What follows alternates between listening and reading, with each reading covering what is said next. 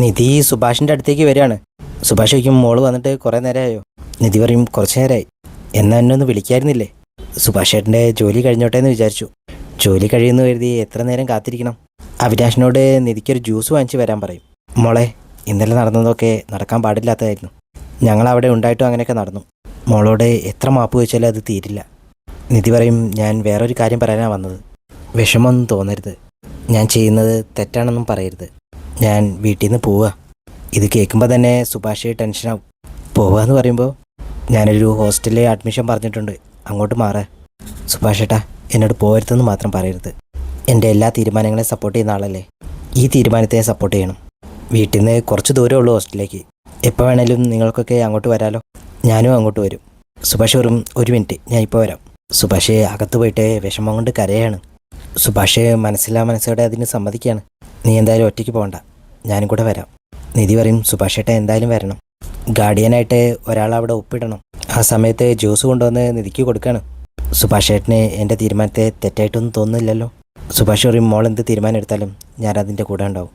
രാത്രി സുധീഷും ഹരീഷും കൂടെ വീട്ടിലേക്ക് വരുമ്പോൾ എല്ലാവരും ഒരു വിഷമത്തോടെ കുത്തിയിരിക്കുന്നത് കാണും.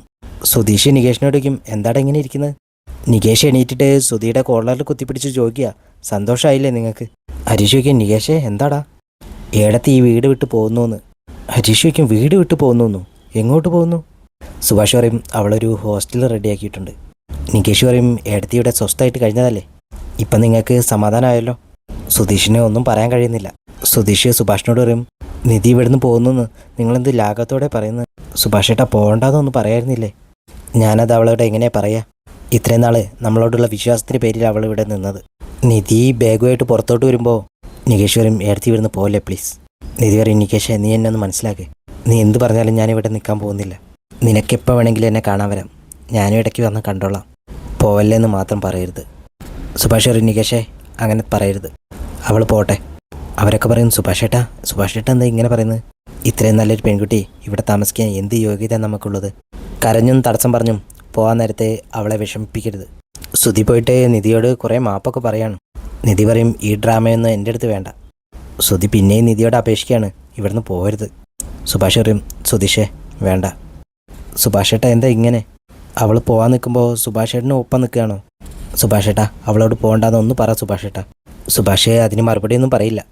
നിധി നടക്കുമ്പോൾ സുഭാഷ് പറയും, മോളെ ഞാനിവിടെ വരാം. സുധി ഹരീഷിനോട് പറയും, ഹരീഷേ നീയെങ്കിലും ഒന്ന് പറയടാ. നികേഷേ അവർക്കൊന്നും നിധിയോടത് പറയാൻ സാധിക്കുന്നില്ല. സുധി നിധിയുടെ കയ്യിൽ നിന്ന് ബാഗ് പിടിച്ച് വാങ്ങിയിട്ട് പറയും, നിധി ഇവിടുന്ന് പോകണ്ട. നിധി ബാഗ് തിരിച്ചു വാങ്ങിച്ചിട്ട് പറയും, ഇതുവരെയുള്ള ഡ്രാമയൊക്കെ മതി.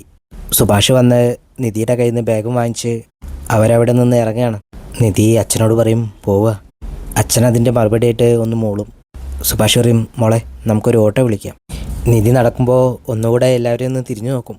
സങ്കടത്തോടെ സുധി നിധിയെ തന്നെ ഇങ്ങനെ നോക്കി നിൽക്കുകയാണ്. ഓട്ടോയിൽ ഹോസ്റ്റലിലേക്ക് പോകുമ്പോൾ നിധിയുടെ മനസ്സിൽ സുധി ചെയ്തു തന്ന ഓരോ കാര്യങ്ങളാണ്.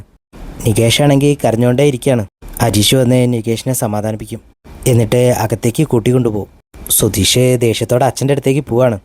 അച്ഛനോട് പറയും, എല്ലാത്തിനും കാരണം നിങ്ങളാ ഇതൊക്കെ ഉണ്ടാക്കിയത്. അച്ഛൻ പറയും, വീണ്ടും നീ എൻ്റെ നേരെയായോ? ഞാൻ എന്ത് ചെയ്തെന്നാണ് നീ പറയുന്നത്? നിങ്ങൾ ഓരോന്ന് പറഞ്ഞു തന്ന് പിരി കയറ്റിയിട്ടാ ഞാൻ അങ്ങനെയൊക്കെ ചെയ്തത്. അതുകൊണ്ടാണ് അവളിപ്പോൾ വീട് വിട്ട് പോയത്.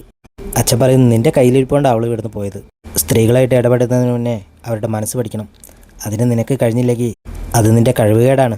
ദേഷ്യം വന്നിട്ട് സുധി അച്ഛനെ അടിക്കാൻ വേണ്ടിയിട്ട് ഒരു മരക്കഷ്ണമായിട്ട് വരികയാണ്. ഹരീഷ് ഓടി വന്ന് സുധിയെ പിടിച്ചു വെക്കും. അച്ഛൻ പറയും, വാടാ വന്നെന്നെ തല്ലിക്കൊന്നോ, എന്നിട്ട് 10-15 വർഷം ജയിലിലും കിടക്ക്. സുധി അവിടെ ഇരുന്ന് വിഷമങ്ങളൊക്കെ പറഞ്ഞ് പൊട്ടിക്കരയാണ്. ഹരീഷ് സുധീഷിനെ സമാധാനിപ്പിച്ചിട്ട് അകത്തേക്ക് കൊണ്ടുപോവുകയാണ്. സുധി അവിടുന്ന് പോയി കഴിയുമ്പോൾ അച്ഛൻ പറയും, ഗ്രഹണി പിടിച്ചവൻ ചക്കപ്പുഴുക്ക് കണ്ട പോലെ പെരുമാറിയിട്ട് ഇപ്പോൾ എനിക്കായി കുറ്റം. അവർ ഹോസ്റ്റലിലെത്തി വാർഡനെ കണ്ട് സുഭാഷ് ഫോമൊക്കെ ഫില്ല് ചെയ്ത് കൊടുക്കുകയാണ്.